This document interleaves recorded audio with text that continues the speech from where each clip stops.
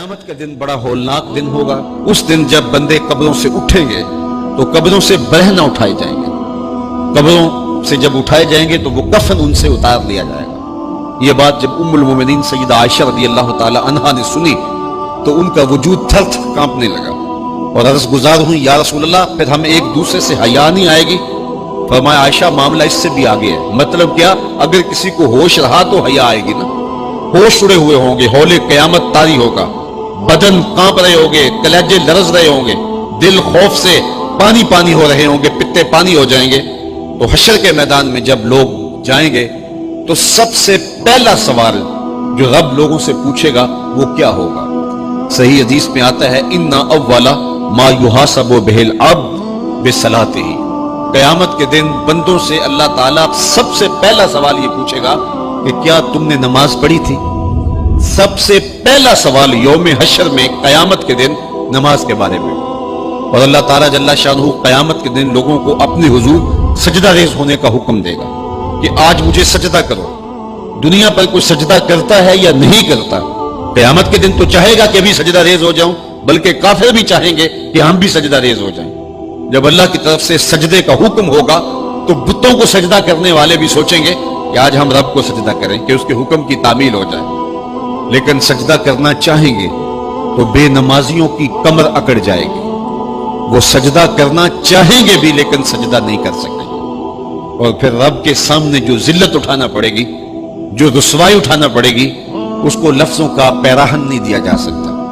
और फिर जो बेनमाजी होंगे, अल्लाह के हुजूर सजदा नहीं कर पाएंगे, अल्लाह ताला उन्हें उस सफ में खड़ा कर देगा जिस सफ में फिरौन खड़ा होगा, नमरूद खड़ा होगा, हामान खड़ा होगा, कारून खड़ा होगा, उबई बिन खलफ खड़ा होगा। दुश्मनाने खुदा जिस सफ में खड़े होंगे, बेनमाजी को उस सफ में खड़ा कर दिया जाएगा। मेरी लंबी तकरीर नहीं, मैं ये आपसे पूछता हूं और अपने आप से पूछता हूं, क्या हम ये गवारा करते हैं कि हशर के दिन हमें फिरौन के साथ खड़ा कर दिया जाए? क्या ये हम गवारा करते हैं कि हशर के दिन हमें नमरूद के साथ खड़ा कर दिया जाए?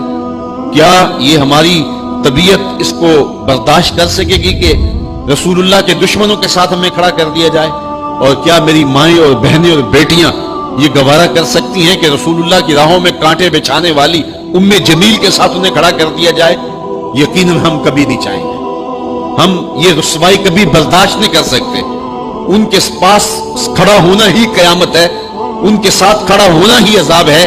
और फिर उनके ऊपर लानतें भी बरस रही होंगी और उनके चेहरों के ऊपर तारकूल लुक मल दी जाएगी और वो रुसवाइयों के गड़े में होंगे।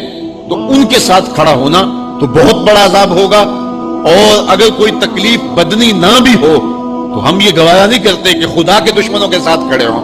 हमारी तो आरज़ू ये है कि बिलाल हबशी के साथ खड़े हों। हमारी तो तमन्ना ये है कि दाता गंज बख्श अली हजवेरी के पास खड़ा होना नसीब हो जाए, हमें बाबा फरीद के पास खड़ा होना नसीब हो जाए, इमाम आजम अबू हनीफा की कुर्बत में, हजरत इमाम हुसैन की कुर्बत में खड़ा होना नसीब हो जाए। हम तो ये चाहेंगे कि इस जुमरे में आए। कल मैंने अर्ज किया था, दो ही बरादरी रह जाएगी क़यामत के दिन, बाकी सारी बरादरियां टूट जाएंगी, सारी इमारतें टूट जाएंगी। सिर्फ दो बरादरियां, एक ये बरादरी जिसका सरदार अबू जहल होगा, अबू लहब होगा, और एक वो बरादरी जिसके सरदार मोहम्मद अरबी होंगे। अब जो बेनमाज होगा उसको किधर खड़ा किया जाएगा? जिधर अबू जहल होगा, जिधर अबू लहब होगा, जिधर उतबा होगा, जिधर उतैबा होगा, जिधर वलीद बिन मुगीरा होगा, जिधर फिरौन होगा, हामान होगा, शद्दीद होगा, शद्दाद होगा, नफदनून होगा, कारून होगा, दुश्मनाने खुदा होंगे। बेनमाजी को सफ में खड़ा कर दिया जाए। 6 घंटे की तकरीर नहीं करता, इन दो लफ्जों को समझ लें। क्या हम गवारा कर सकते हैं कि उस सफ में ना खड़े हों जिस सफ की इमामत रसूलुल्लाह कर रहे हो, बल्कि उस सफ में खड़े हो जहां फिरौन खड़ा हो, नमरूद खड़ा हो, हामान और कारून खड़ा हो? तो यकीनन हम तो इस तसव्वुर से कांप जाएं कि हम उधर खड़े होंगे। तो फिर आज दुआ की इस महफिल के अंदर ये अज़म करके उठो कि जान जाए तो जाए, नमाज ना जाए। 38 पहले थे, 39वां अदद था हजरत अमीर हमजा का। तो अमीर हमजा कोई मामूली शख्स तो नहीं थे, कुरैश का एक मोतबर नाम था। तो जब वो ईमान लाए तो ज़रा हौसला अहले ईमान का बुलंद हुआ और मेरे हुजूर ने भी अल्लाह की बारगाह में हाथ उठा के दुआ मांगी, ए अल्लाह, एक शेर दे दिया है, अब एक शेर और अता कर दे, अब तेरी मर्जी کہ عمر بن حشام دے دے یا عمر بن خطاب دے دے۔ عمر بن حشام